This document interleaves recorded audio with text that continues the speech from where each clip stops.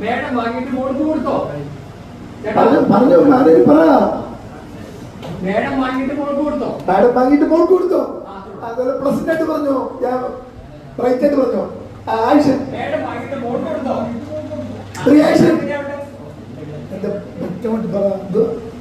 എങ്ങനെയാ അതുകൊണ്ട് അത് പറഞ്ഞില്ല. ആര് ആര്യ അത് പറയാൻ പറ. പെൻഷൻ കിട്ടാൻ വേണ്ടി പറയുന്നേ.